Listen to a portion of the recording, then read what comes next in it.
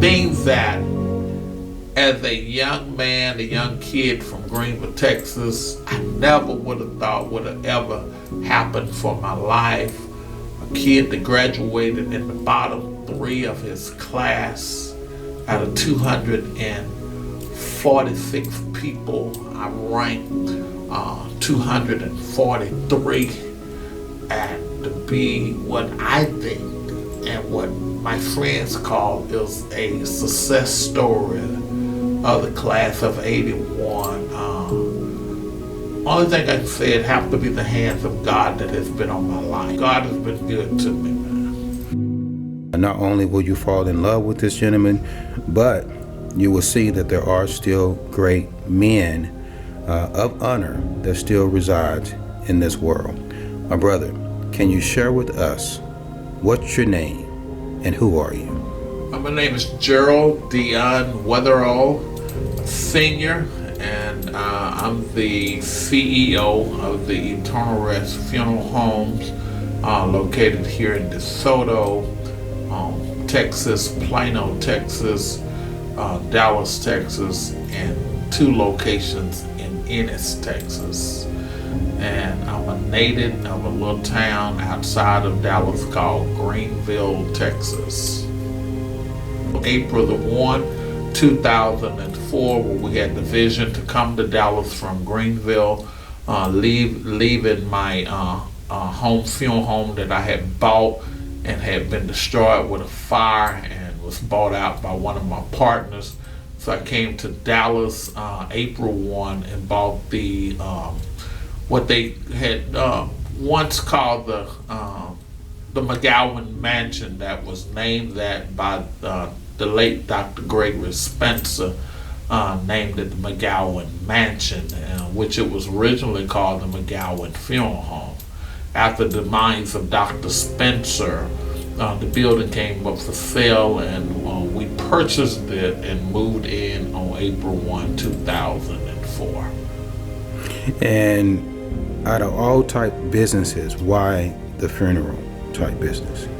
I really don't know, because when I thought about becoming a mortician, I was in seminary at Bishop College studying, majoring in religion and minoring in Christian education. Went home for Christmas break my freshman year. When I went home for my freshman year, me and my friend Reginald, who is daddy, Mr. J.H. Johnson, who is one of my biggest mentors in my life, and in fact my main chapel here is named the J.H. Johnson Chapel. I give him a lot of credit for who I am. Him, as well as my granddaddy, Mr. Henry Irvin. I give these guys credit for my business savvy. But went at home on Christmas break. I remember walking in the back door, and there was a embalming process that was being performed of a person that had a head-on collision with a Trailway bus back in that day when Trailway was in business. And we were supposed to just journey through this room and keep going to see Reginald Daddy, Mr. Johnson, and need not know that Reginald didn't know I stopped to watch the process. After stopping to watch the process, I thought it was something I really wanted to do. And finally I went up and talked to his dad about what it took to be a mortician. He told me. I went home and did some research on the mortuary school. The next class was going to start was February, the first week in February. I went home and sat down with Mom and told her I was leaving seminary to go to mortician school. She almost had a heart attack and said, "You're a preacher and you can't do that. You got to go to seminary and get your stuff." And so we argued, and Dad walked in, my father walked in, and he said, "If that's what you want to do, go ahead and do it." So I didn't return back to Bishop for the spring semester, and I enrolled at Dallas Institute of Funeral Service on Worth Street, downtown Dallas, and that's where my journey started in this field. Wow, that's interesting because I know people who have seen the same thing you have seen, and they decided, to walk away. Like, oh my God, I can't believe what it is that they're doing. What do you think? Seeing that drove you to say, "This is what I want to do." It was art to me. So really, you walked into your purpose. Yeah, I've never heard it explained to me like that, but I like that I walked into my purpose. And I share with individuals that when you walk into your purpose and you're doing what it is that you love to do, that makes life a whole lot more simpler than those who are operating up under somebody else's purpose. True. I agree with that. So let me ask you this, because a lot of people believe that when you start your own business, you're just automatically successful. No. Like there's no heartaches, So some say, you know what, I'm not going to do that because they're successful, and if I was to try or attempt to do that, I don't even know where to start or whatever, and I'm afraid that I may fail. What would you say to those individuals? I would say just if it's your heart, everybody look at my success, but they don't know my story.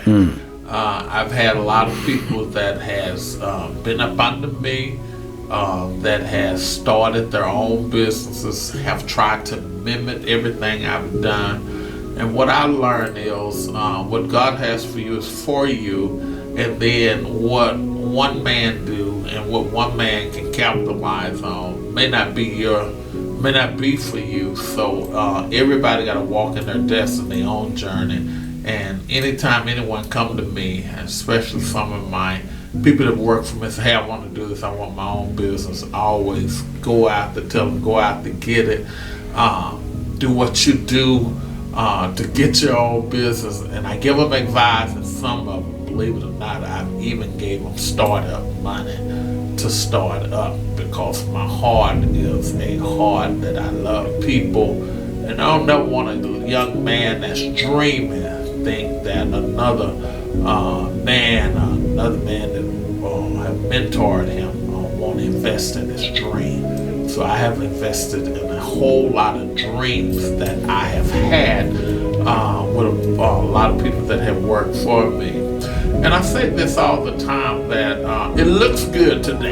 It looks good today when people pull up on the parking lot and they see a fleet of brand new modern day cars that come in and see a 30,000 square foot building that's immaculate, that's kept clean, that's always updated. They just think it's the bed of roses. But what they don't know is how many sleepless nights I've had when I started. They don't know how many times I walked out my original location and people would be outside taking pictures, say, "Oh, this place is going up for sale on the auction block first Tuesday of the month for foreclosure." They don't understand that this walk has caused me to have to file Chapter 11 over 3 or 4 times in the career to get to where I'm at today. They don't understand the pain. They see where we're at today, but it came with a lot of struggles. It came with a lot of headache. It came with a lot of court battles just to stay afloat. And I'm always tell folks, I thank God that favor ain't fair, but favor have always been on my side. How soon did you do the second location after the first location? Second location was a couple of years after the first location. I had a friend give me a call, Dr. Floyd Stevenson, great pastor in Wichita Falls, Texas, called me one day and told me there was a funeral home for sale there in Wichita Falls. And I really wasn't interested. I pulled up at this building, and it looked like it was a building on the verge, not falling down yet, but on the verge of any day getting ready to start leaning. At that time, my wife that I was married to at that time did a walkthrough, and the employees was touring her through the building. I was not even interested in doing the tour of the building. I stopped at the owner's desk and sat down with her. And as we sat down talking, she gave me the price of what she wanted to sell the entire operation for. And I was there so lackadaisy, wasn't concerned, dreaded to get back in my car, wasn't ready. Just wasn't interested, just from looking at it from the outside. Right. And when she told me what she wanted to sell the whole ball of wax for, I raised straight up in my chair and told the lady on the outside of the owner, I said, go and get my wife and tell her to come back. We got to hurry up and close on this deal. So what the woman sold it to me for, her cars was probably worth more than that. Less known getting the whole building, cars, the whole fleet, the whole equipment for that. She was just trying to really exit out of the business. And that was the Young and Company Funeral Home in Wichita Falls, Texas. We went there, had very, very much success at that location, and after coming into this DeSoto location, it was just more than enough for me to keep driving 2 hours, 2.5 hours to Wichita Falls 3 days a week when the Lord had blessed us with this building. It was going well, so we sold that location. That was my second location. Okay. And a young lady from the city of Dallas, and she said one thing about Eternal Rest is they work with anyone, regardless of what it is that they've been through, regardless of their story, regardless of their finance. Can you share some of that with us? Well, first, I just love people. And I believe that somebody have to do this work, and somebody have to be a helper to people. What I've learned is that I tell anybody, we can meet your budget here. And what I've learned is that sometimes you got to be willing to give away. It's called reciprocity. The more you give, the more you will receive. And there's been some incidents, I tell my staff all the time, we got to at least get 3 or 4 funerals away a year. We got to help somebody along the way, because we believe that if we help them today, the next service, they may not be in that same situation, and they may be capable of being able to pay for a funeral. So we always is mindful that if we help them today, we don't know what's going to happen tomorrow. And there's been incidents that I've given stuff away, and God have just gave me, I call it double and triple for my trouble. And so what we try to do is be that funeral home for the community.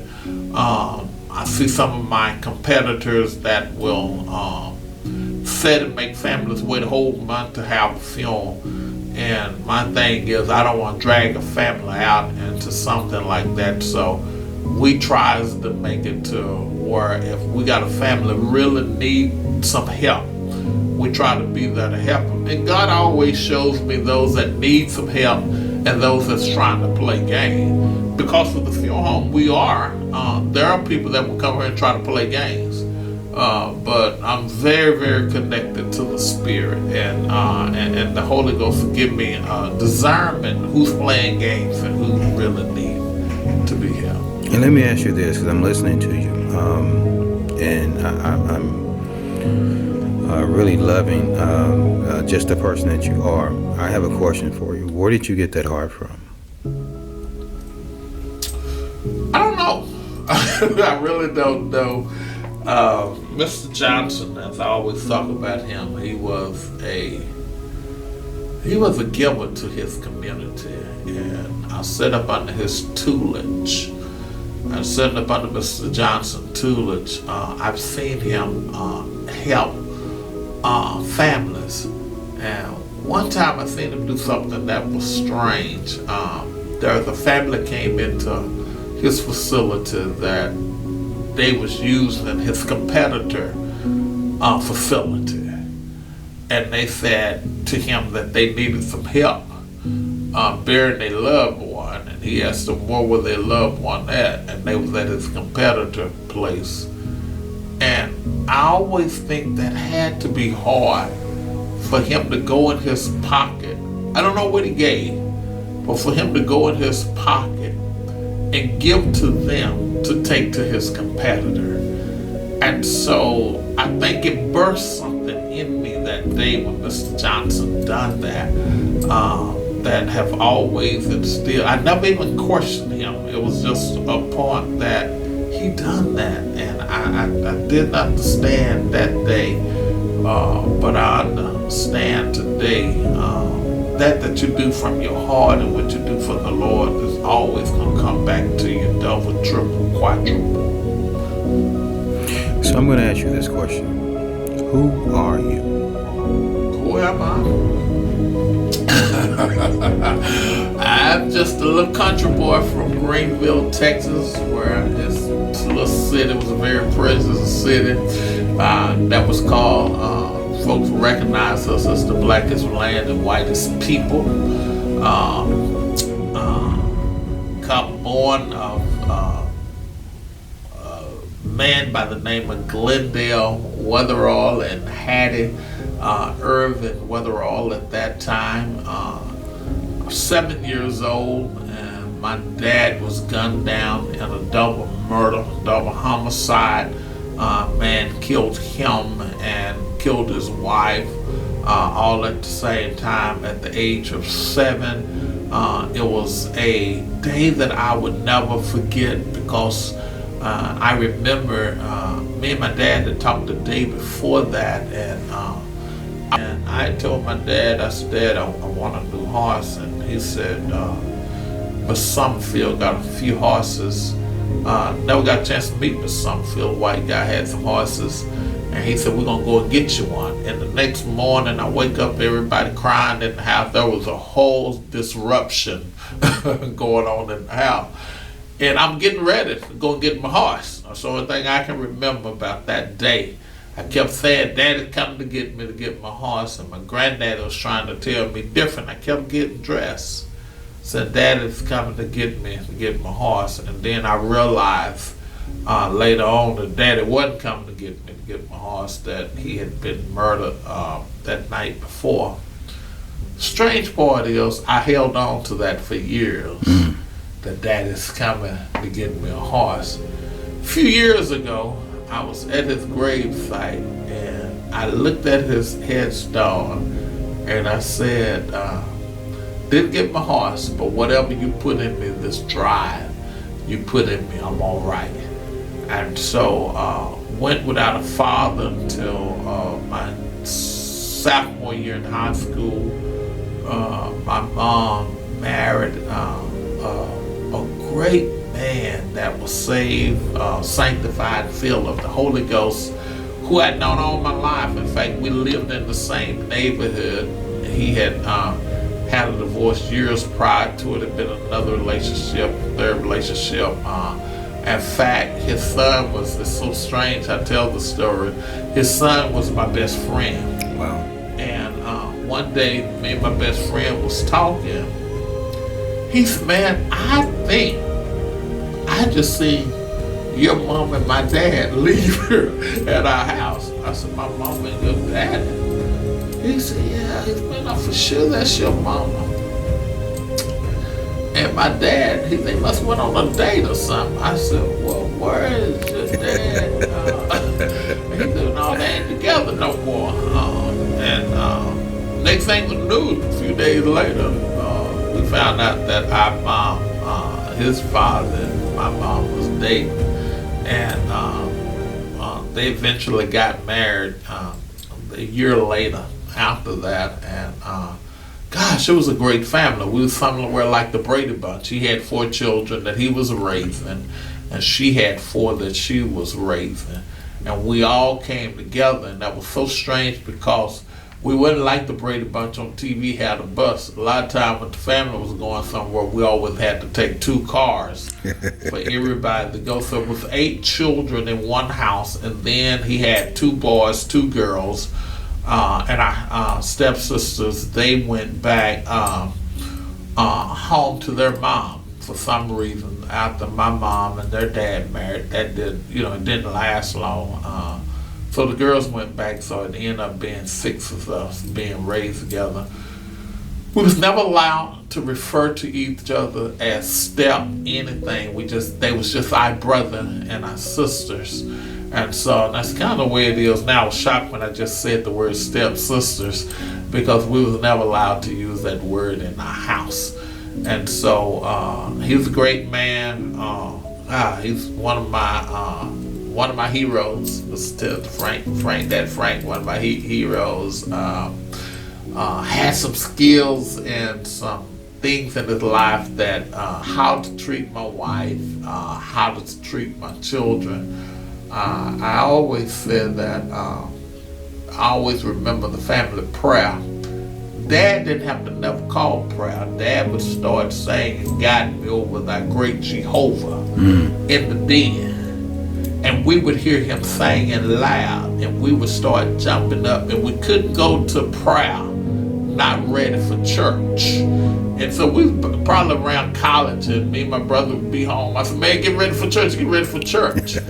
And we jump up, and by the time he got to the last stanza of Guide Me Over, everybody had to be in the den. And a lot of times we just be throwing on suits, and Dad was a bus driver for Sunday school. And when he'd leave out to go do his bus run, we'd go take our clothes off and put on really what we really wanted to run. And so I have a great mom, Miss Hattie Pearl Irvin, her maiden name, then Weatherall, then Tennyson. She's still living. I was with her yesterday. She's, I think, 78, somewhere along 78, 80. No, 82, I'm sorry. She's 82. I just had her 80th birthday a couple of years ago. 82, she's great, still driving, still taking care of business. I was sitting here in my office yesterday morning around 11:30, and she gave me a call. She said, well, baby, I've been having the house worked on, and had the house leveled, and had the restrooms throughout the house remodeled, and everybody's stupid. They said they'd be finishing about an hour. And she said, I gotta write these checks. And I jumped up out of my desk. I said, I'm on my way. And it took me a little bit over an hour and a half to get to the house. But I got there by the time she would write checks. And so I walked through and looked at everything she was having done. And everything was well. Everything was well. I said, I'm going to go ahead and write those checks. Need to say she'd already written them anyway. Just hadn't handed them to the construction in the house of Leveragard. Mom is a great woman. She's a warrior. Just suffered a battle of COVID-19 that I never thought we would lose her. She's still walking around with oxygen. Yesterday I asked her, "Girl, you've been having that oxygen on a long time, haven't you?" And she said, well, when I get up and walk, my oxygen rate go down. But I'm a COVID survivor. 42 days in ICU. When my competitors and everybody had counted me out and had called my staff, whatever we could do, we're there to help you. But God, I'm still here. Wow, that's amazing. And I think I overheard something today about you being nominated as Funeral Home of the Year and Man of the Year. Yeah, this year I have been with the Texas Independent Film Directors Association of the state of Texas. I have been selected and will be honored on May 10th, 7:30 at the Hilton Hotel at the Harbor in Rockwall, Texas as the Professional of the Year. I'm just excited. Congratulations. About that. I sat in many award ceremonies, and I would tell my wife, don't ever worry about me sitting in that chair up there. And she would look at me and she said, why do you always say that every time we come to award ceremony? I said, I'm the most disliked among the film homeowners in the area, and I can't ever see myself sitting in that chair for award to become the Professional of the Year. And it was so strange when I got the call that would I accept the Professional of the Year. It just done something to me, because I never, ever thought my competitors, because you have to be nominated, you have to be voted by your competitors. Wow. And I never thought my competitors would ever vote me as Professional of the Year. I want you to know it's been a phenomenal year for me this year. Not only being voted as Professional of the Year, then find out later on that in July I will be appointed as a regional bishop of the Elion Covenant Alliance organization I pastor in. Look like I'm going to become the bishop between Texas and Atlanta. So it's just been things that, as a young man, a young kid from Greenwood, Texas, I never would have thought would have ever happened for my life. A kid that graduated in the bottom 3 of his class out of 246 people. I ranked 243, and to be what I think and what my friends call is a success story of the class of 81. Only thing I can say, it have to be the hands of God that has been on my life. A major achievement, absolutely amazing achievement. God has been good to me. And I noticed that you have an amazing staff. Talk to me a little bit about your staff. I have a great staff here. Great group of young ladies, great group of young men that takes care of me. I travel all over the world. I'm very seldom here. And I'm thankful that I got a great staff that takes care of everything that I have. I never know what they're doing. I know they grab you, pull you in the room. But today, I don't know why they pull you in the room, but they were looking at doing stuff for this award ceremony. They are just like, man, they're probably going to make this thing bigger than what I will ever believe it's going to be. And I always laugh, ain't no telling what it's going to cost me when the bill is over with. Between them and my 3 sons, my oldest son, Avery, Gerard Weatherall, DeAndre Marquand Hill, and Gerald Weatherall II. Those are the boys that's here with me every day.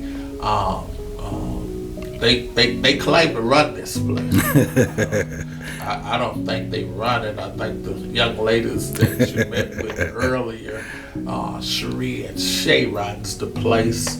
Derwin Johnson, one of our new lead and film directors that's been with our company for years. Sometimes you don't know what you have.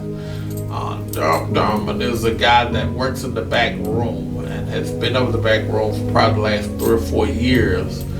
That I lost the chief film director here at this location, and I went and told Derwin, I said, hey man, we call him DJ. I said, DJ, man, it's time for you to move to DeSoto. He said, what? I said, it's time for you to move to DeSoto. And he regretted, because, you know, you always hear so much horror stories about the headquarters location, how crazy the staff is and all that. But he came, and within 3 weeks, he came to me and like, wow, I should have been here a long time ago. And believe it or not, within the last few months that we moved him to headquarters from managing the back room to practically in charge of this location now. And so he was somebody in the back room, needed to be in front for a long time. And I wish now he would have been up front a long time ago instead of just moving him. So he's a great worker. I have a brother that works for me, my oldest brother. He managed my Dallas location.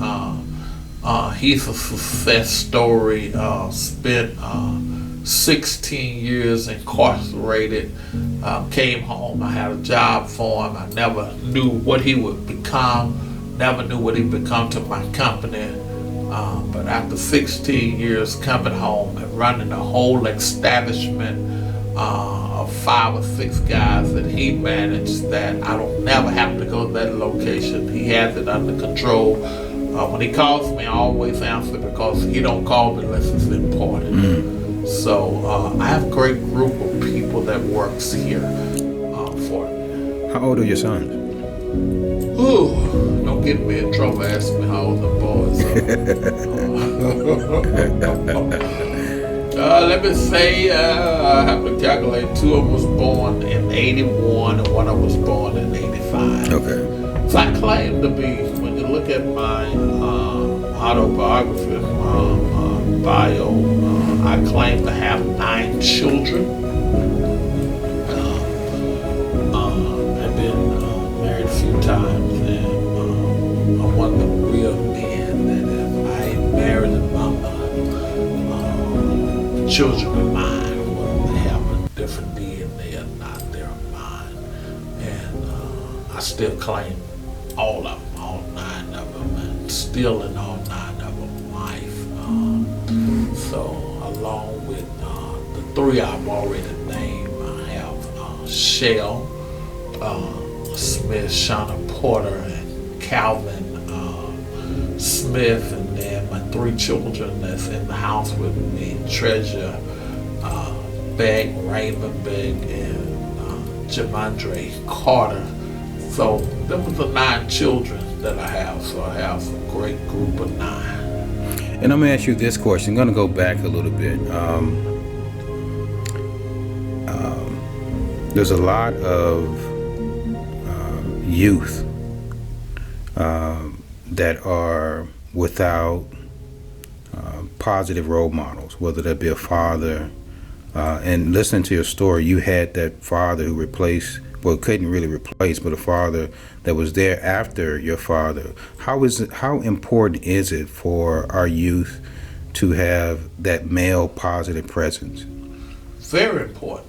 It's important to have, and believe it or not, we don't have enough double parent home. We don't have enough joint homes. We don't. Most of our children are coming out of single home, whether single with the man, single with the woman. I've learned it used to always be single parent or woman, but it's not that anymore. It's equally divided. There's a lot of men that are raising children by themselves. I think it's very important, but I just want to encourage if someone is watching this, even if you don't have 2 parents in the house, it's about you deciding who you're going to be, and everybody that we think are mentors or not mentors. I've always been careful how I dealt with my smaller children, because I used to remember Mom used to allow me to ride with one of our neighbors. He would be going to work and he would always pass my school. And I ride with him every day. And Mom always thought he was all right, good man. He wasn't all right man, but you have to protect your children. And I learned from experience. Didn't do nothing to harm me or nothing, but if he was smoking a joint, he had me a joint to smoke. And I always remember that 7th and 8th grade going to school high. And I hate to say it, but going to school high, 7th and 8th grade. So I always remind me that watch your children. Everybody you think is all right. They may be good in the public eyesight, but you don't know who they are behind closed doors. And none of that affected my life. Let me say that none of that affected my life. But I remember, be careful who you trust with your children. It could have been something different, but it was just normally a joint in the front seat waiting on me. And by the time I got to 10th grade, I started preaching at 15, saved 15, pastored my first church at 19. Lord has been gracious, so I just want to encourage parents as well as children. You can make it, whether you're in a 2-parent home or a single home. It's who you decide to be in life. Okay. And one last question. Have there ever been a moment in your life in the funeral department where a lost life affected you the most that you'll never forget?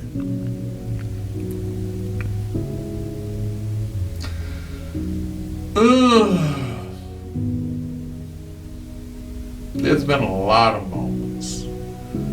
I was trying to think of one, but there's been a lot of moments. Remember, a woman was babysitting a group of kids, and her husband had a domestic dispute. And the husband came back, and she grabbed all the children, and they ran out of the house because she knew he was coming to do some harm. And she left a baby in a high chair. And when he couldn't catch her and the children, he stopped and hammered her infant head in the high chair. That's one of those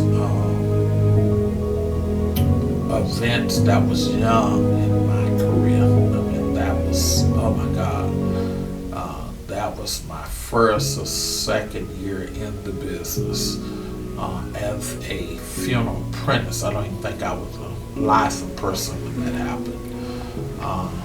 That's been one of them that I never forget, because of the fact we do county crime scenes and run with detectives and stuff a lot. I've seen so much that a regular funeral home person hadn't seen, because I've been on a lot of crime scenes, I've been on a lot of murder cases, car wrecks and stuff like that. I've seen some worse, but the baby incident early in my career, I've never forgotten that.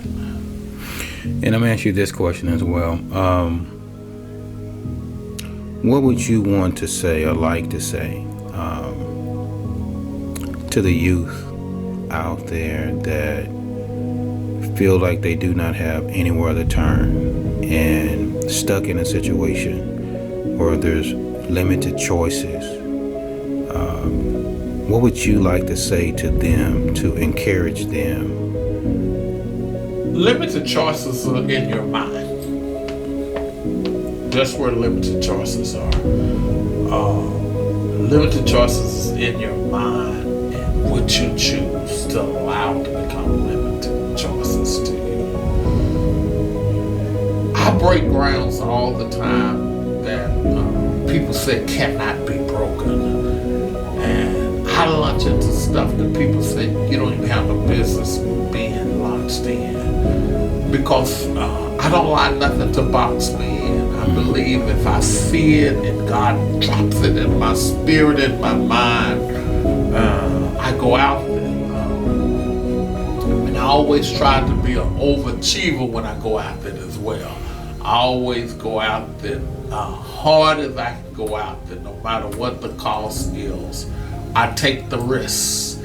And sometimes you gotta be a risk taker in life. Sometimes when they say you cannot, you become something that they say you cannot become. Being a I was a real mischievous kid coming up. And there's some people that said I wasn't gonna amount to nothing. I heard a man look at my brother Gregory, said, "You ain't never like your daddy, somebody gonna kill you and you're gonna be dead." I never forget that man told my little brother, "You like your daddy and somebody gonna kill you and you're gonna be dead." That affected my life because that man said something about our father, and he was gonna be like him. He was nothing like Dad. So I always tell people, keep dreaming, keep hope alive.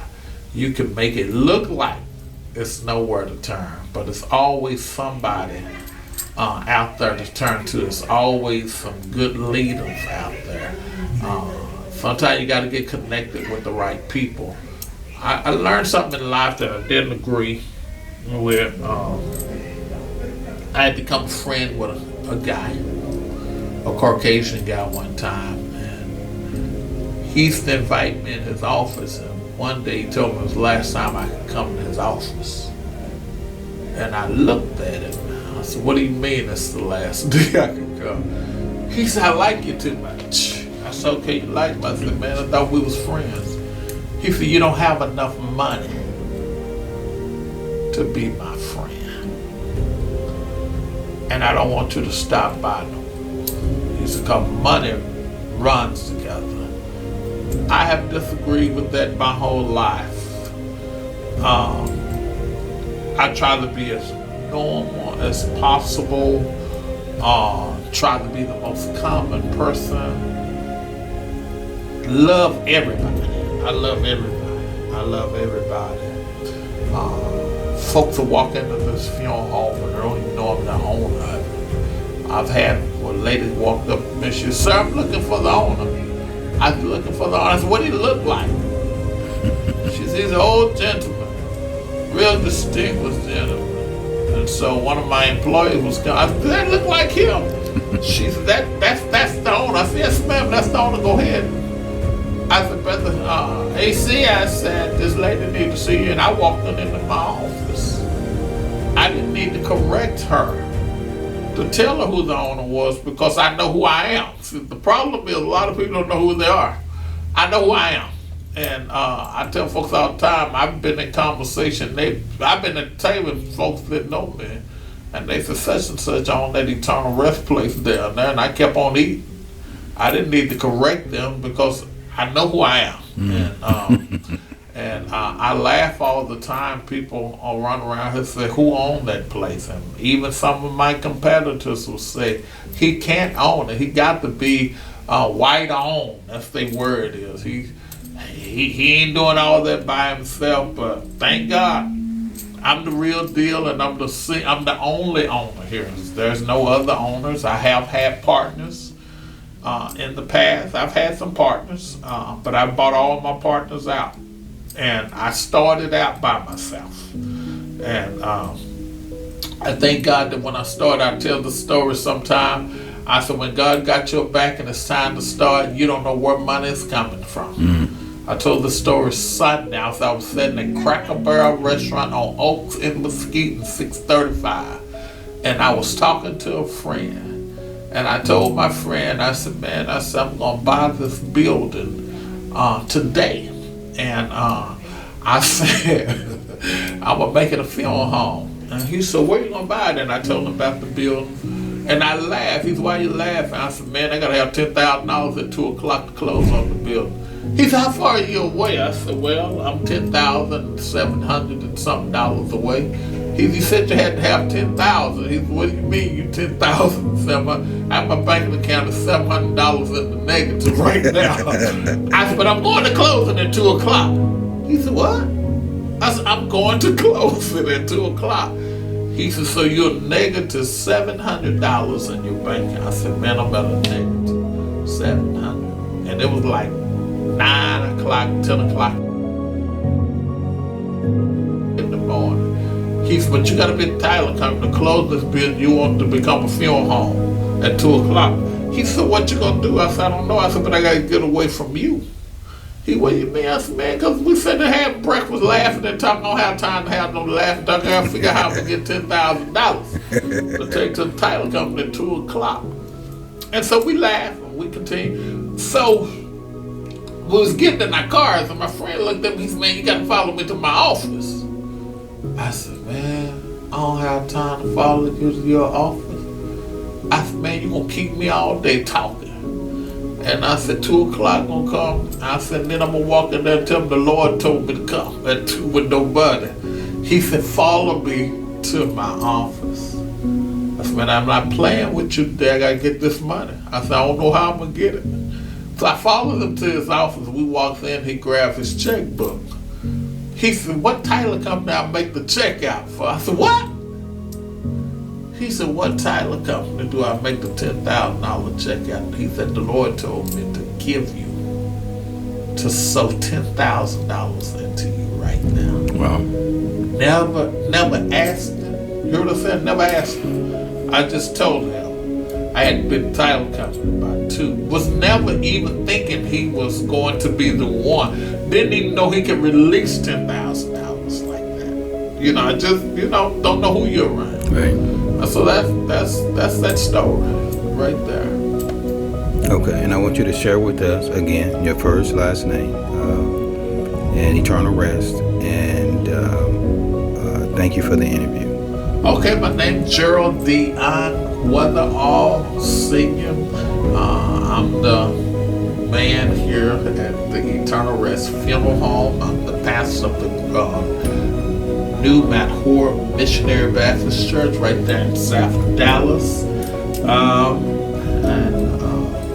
The husband of Lady Shanika Carter Beck Weatherall, and the father of 9 beautiful children in the native of Greenville, Texas, and the son of the late Glendale Weatherall and Hattie Pearl Tennyson. Well, Reverend Weatherall, Pastor Weatherall, Director Weatherall, it was definitely a pleasure, and we will be seeing a lot more of each other. And thank you for this interview. Thank you for your time. Thank you for the positive energy, and thank you for releasing that frequency that a lot of people are missing in their lives. Peace and many, many blessings. Umyo, Unmasking Your Opinion. Wall Street Magazine. Welcome to Umyo Wall Street Virtual Interactive Magazine. Umyo stands for Unmasking Your Opinion. For so long, communities nationwide have been without a voice. Not anymore. This magazine is the first virtual interactive audio and video magazine of its kind for those who are looking for their voice to be heard and counted. For community and owned by communities. Communities that believe it takes a village to rebuild and reestablish.